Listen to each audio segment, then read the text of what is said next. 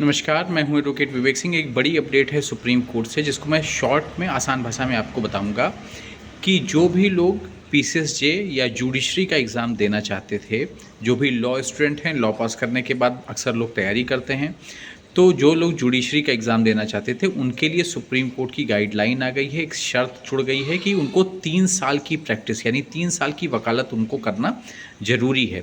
अब अगला सवाल ये उत्पन्न होता है कि ये वकालत कैसे काउंट होगी। जब आप लॉ ग्रेजुएट हो जाते हैं, एलएलबी आपकी कंप्लीट हो जाती है, उसके बाद आप एआईबी का एग्ज़ाम दे लेते हैं। उसके बाद आपका स्टेट बार में कहीं ना कहीं इनरोलमेंट हो जाता है। वो जो इनरोलमेंट डेट है, उस डेट से आपकी डेट ऑफ प्रैक्टिस काउंट की जाएगी।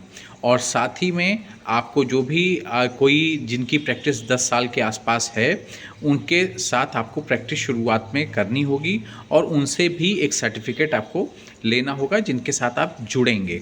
और जब आप एग्ज़ाम का फॉर्म भरेंगे तब आपको वो सारे डॉक्यूमेंट पेश करने होंगे कि हाँ, मैं ये एग्ज़ाम देने जा रहा हूँ और ये आहारता जो है एग्ज़ाम की 3 साल की प्रैक्टिस की, वो मैंने पूरी की है। अब दूसरी इस पे बात ये है कि बहुत सारे स्टेट में एग्ज़ाम चल रहे थे और कहीं कहीं फॉर्म लोगों ने फिल कर दिया है। उन लोगों के लिए नियम नहीं है। भविष्य में जो एग्ज़ाम होंगे, जहाँ पे जिन एग्ज़ाम की प्रक्रिया नहीं शुरू हुई है, उनके लिए ये नियम लागू होंगे।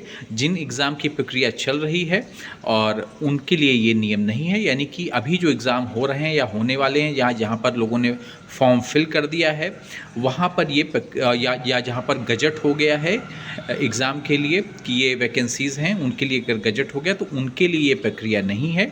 और ये प्रक्रिया उनके लिए है जो आने वाले एग्ज़ाम जिनके अभी गजट नहीं हुए, नोटिफिकेशन नहीं हुआ है, उनके लिए ये प्रक्रिया अब लागू होगी। और साथ ही साथ मैं आपको ये बता दूं कि ये एक अच्छा नियम है, ज़रूरी था, क्योंकि अगर जब आप प्रैक्टिस करके जाते हैं और आप जज बनते हैं तो आपको उन सारी दिक्कतों को, उन सारी समझ को आप सही ढंग से लागू कर सकते हैं, क्योंकि आप ज़मीनी हकीकत से आप वाबस्ता हो सकते हैं और आप बार और बेंच दोनों के पहलू को समझते हैं।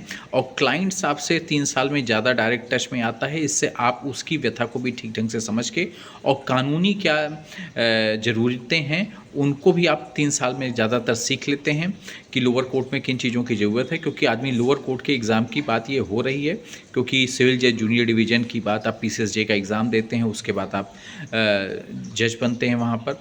तो इसलिए ये एग्ज़ाम के लिए अब आहारता सुप्रीम कोर्ट ने निश्चित कर दी है कि 3 साल की प्रैक्टिस अब ज़रूरी है।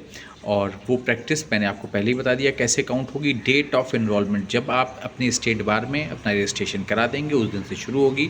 साथ ही आपको वो कागज़ भी लेने होंगे जिनके अंडर आप प्रैक्टिस कर रहे हैं। जिस भी सीनियर के साथ आप प्रैक्टिस कर रहे हैं, उनकी प्रैक्टिस कम से कम 10 साल की होनी चाहिए, तब वो आपको अपने अंदर अपने जूनियरशिप आप उनकी कर सकते हैं या अपने उनके असिस्टेंट आप हो सकते हैं। प्लीज़ इस चैनल को लाइक और सब्सक्राइब कर दें, जिससे मैं आप तक लीगल अपडेट लाता रहूं। मैं हूं एडवोकेट विवेक सिंह। ये वीडियो मैंने आप लोगों के लिए ख़ास तौर पे बनाया, जिससे आसान भाषा में, छोटे शब्दों में आप तक ये बात रख सकूं। नमस्कार, धन्यवाद। प्लीज़ इस चैनल को लाइक और सब्सक्राइब कर दें। धन्यवाद।